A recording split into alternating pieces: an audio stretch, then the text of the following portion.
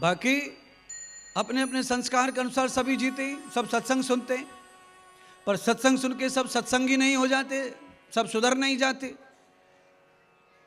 धोने के लिए तो धोबिया खूब कपड़ा धोता है, पर सब कपड़ों के दाग नहीं मिटा सकता। जो दाग कच्चे हैं वो छूट जाते हैं, जो पक्के हैं वो नहीं छूटते धोने से भी। छोटी मोटी गलतियां, छोटी मोटी बुराइयां छूट जाती हैं सत्संग से, पर जो बुराई में हट है, जिद है, वो नहीं छूटता। उसका तो परिणाम भोगना पड़ेगा। कपड़े को फाड़ फाड़ के ही दाग मिटेगा।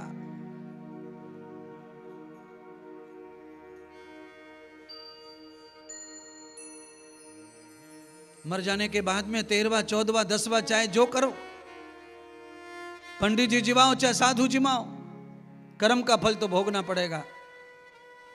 क्योंकि कर्म तो आत्मा के साथ में चला गया पूंजी बनकर, और जहां आत्मा जिस शरीर में जाएगी पूंजी वहीं खुलेगी, और वही पूंजी का अच्छा बुरा धन तुम्हें भोगना पड़ेगा। इसलिए मेरी इच्छा है कि जीवंत ही पूंजी ऐसी जानी चाहिए अपने साथ कि मरने के बाद वो पूंजी अपने जीवन को धन्य करे, कृतार्थ करे, सुख देवे, आनंद देवे, जन्म को सवारे, अगले जन्म को सवारे, अगले जन्म को सवारे। तेजसम तेजस्य पुण्यम। कुछ भी कर रहे हैं, कुछ भी कर रहे हैं, कुछ भी कर रहे हैं, सबका लेखा जोखा लिखा जा रहा है। परिणाम जब आएंगे तो आंसू पहुंचने वाला भी नहीं मिलता कोई।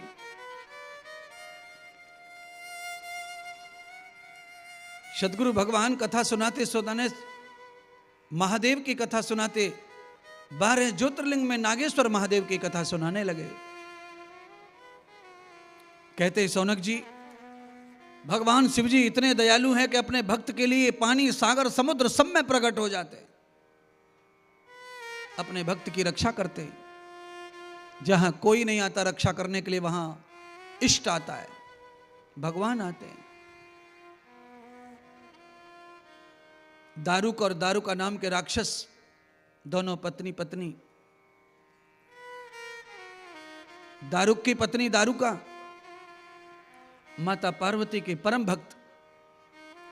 पार्वती माता की भक्ति करके इस राक्षसी ने माता पार्वती से वरदान में यह मांग लिया कि उसका जो राज्य था उसकी कल्पना की इच्छा के अनुसार चलता था। वो जहां जाती थी वहीं पर उसका महल और महल की पूंजी और सारे राज्य की जमीन जायदाद सब उसी इच्छा से उसके साथ ही पार्सल हो जाते थे। ऐसा वरदान प्राप्त पार्वती जी से कर लिया था उसने।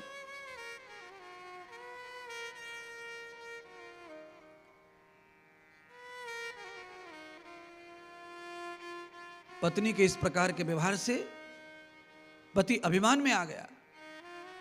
मेरी पत्नी की पहुंच पार्वती तक है।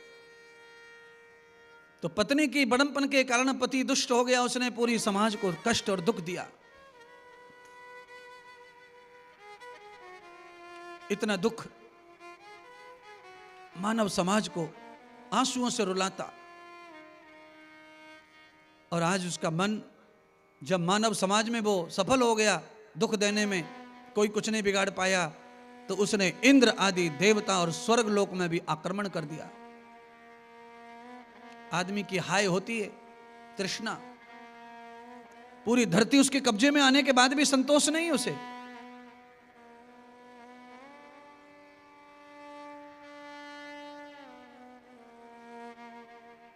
लोगों के पास में भारत में इतनी संपत्ति है, लोगों को उतनी संपत्ति होकर भी संतोष है नहीं।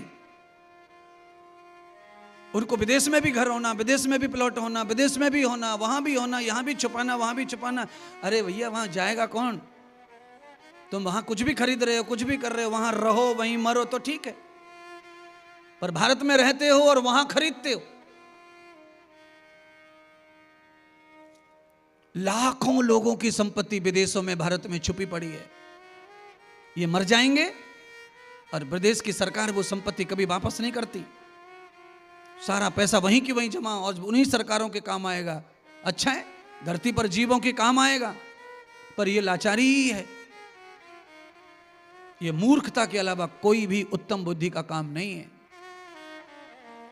संपत्ति की एक सीमा सभी को फिक्स कर लेना चाहिए। ज्यादा परमात्मा प्रसन्न है, लक्ष्मी प्रसन्न है, तो भारत में जहां भी आपको दिखे वहां लो, वहां रहो, वहां कमाओ, वहां खाओ, वहां बेको, वहां खरीदो। ये जरूरी है।